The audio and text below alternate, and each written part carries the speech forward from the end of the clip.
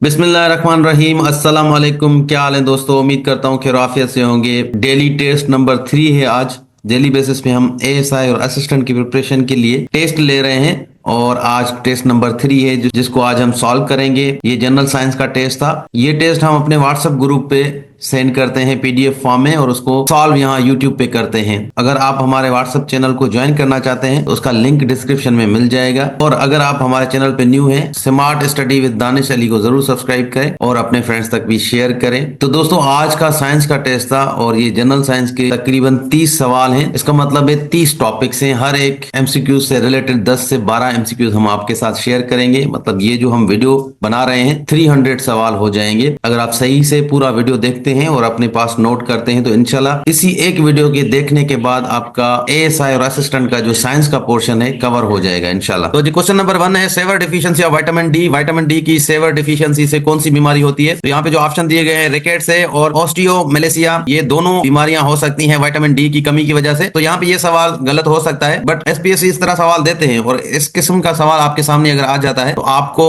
Option B rickets पे जाना है। यहाँ पे ऑप्शन बी रिकेट्स सही होगा। तो जी विटामिन से रिलेटेड जो सवाल आ सकते हैं स्पेशली डिफिशियंसी से, विटामिन ए है, इसकी डिफिशियंसी से नाइट ब्लाइंडनेस होता है। विटामिन बी 1 की डिफिशियंसी से बेरी-बेरी। विटामिन बी 2 की कमी की वजह से अराइबोफ्लाविनोसिस होता है। विटामिन बी 3 की कमी की वजह से पेलेग्रा होता है। विटामिन बी 5 की कमी की वजह से परेस्थेसिया होता है। विटामिन बी 6 की कमी की वजह से एनीमिया होता है। विटामिन बी 7 की कमी से डर्मेटिटिस होता है। विटामिन बी 9 और बी 12 की कमी की वजह से एग्लोब्लास्टिक एनीमिया हो सकता है। विटामिन सी की कमी की वजह से स्कर्वी और स्वेलिंग ऑफ गम्स होता है। विटामिन डी की कमी की वजह से रिकेट्स और विटामिन ई की कमी की वजह से लेस फर्टिलिटी होती है।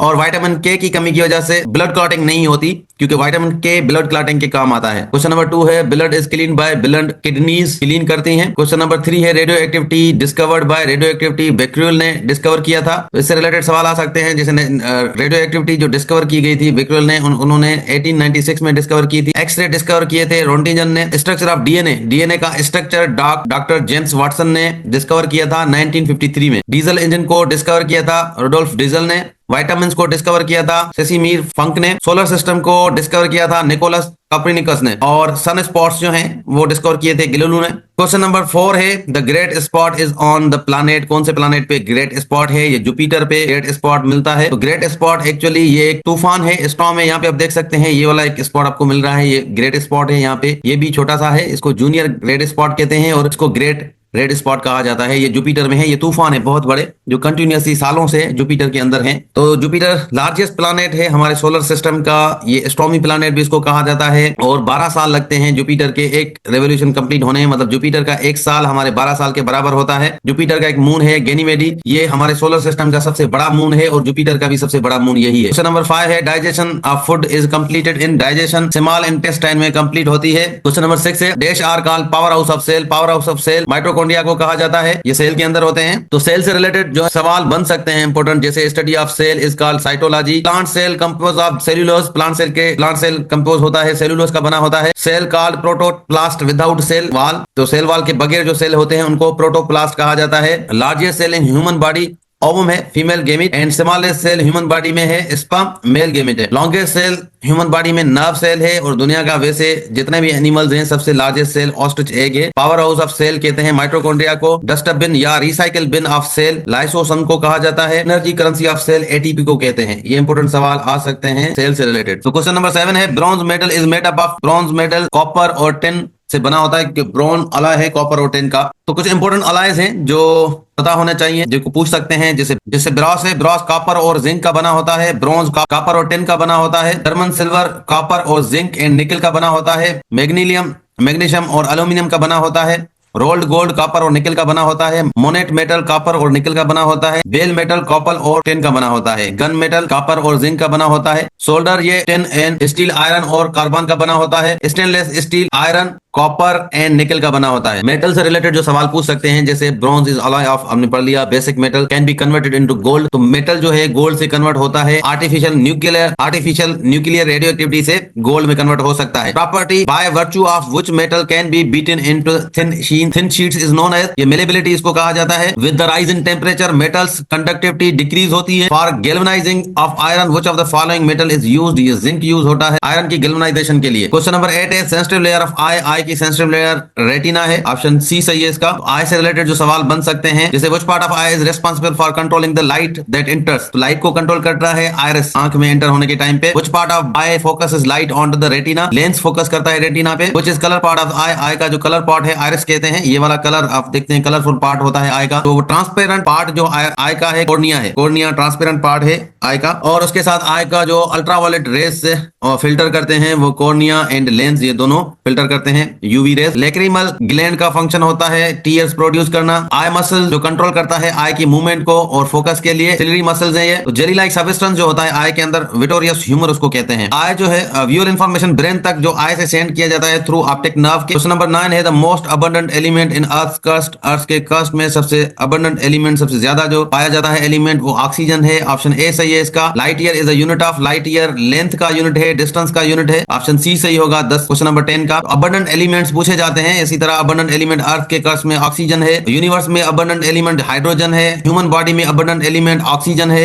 एटमॉस्फेयर में सबसे ज्यादा एलिमेंट जो है नाइट्रोजन है, सी वाटर में सबसे अबंडेंट एलिमेंट क्लोरीन है और सन में सबसे ज्यादा अबंडेंट एलिमेंट हाइड्रोजन है। तो ये अबंडेंट एलिमेंट्स के बारे में पूछा जाता है। क्वेश्चन नंबर 11 है the SI unit of pressure, pressure का एसआई यूनिट पास्कल है, ऑप्शन ए सही है। The sun is star, option A सही है। The instrument which measures very high temperature, option D सही है, पायरोमीटर। इसके साथ कुछ इंपॉर्टेंट इंस्ट्रूमेंट हैं जो आपसे पूछ सकते हैं, जैसे प्रेशर को मेजर करता है बैरोमीटर, प्योरिटी ऑफ मिल्क को मेजर करता है इलेक्ट्रोमीटर, टेम्परेचर को मेजर करता है थर्मोमीटर, वेलोसिटी ऑफ विंड को एनीमोमीटर मेजर करता है, अर्थक्वेक को रिक्टर स्केल पे मेजर किया जाता है, डिग्री ऑफ ह्यूमिडिटी ये हाइग्रोमीटर, स्फाइगोमोमेनोमीटर ब्लड प्रेशर को मेजर करता है, रेडियो एक्टिविटी गेजर काउंटर करता है, हाई टेम्परेचर पायरोमीटर करता है measure, electric current ammeter measure करता है, अल्टीट्यूड अल्टीमीटर मेजर करता है, एटमॉस्फेरिक प्रेशर बैरोमीटर मेजर करता है and quantity of heat calorimeter measure करता है। क्वेश्चन नंबर 14 है chemical used to kill rats and mice, ये रोडेंटिसाइड्स, ऑप्शन बी से इसका। Chemical name of vinegar, vinegar का केमिकल नेम है डाइल्यूट एसिटिक एसिड। तो कुछ इंपॉर्टेंट कॉमन नेम्स हैं केमिकल से ये पूछे जाते हैं, जैसे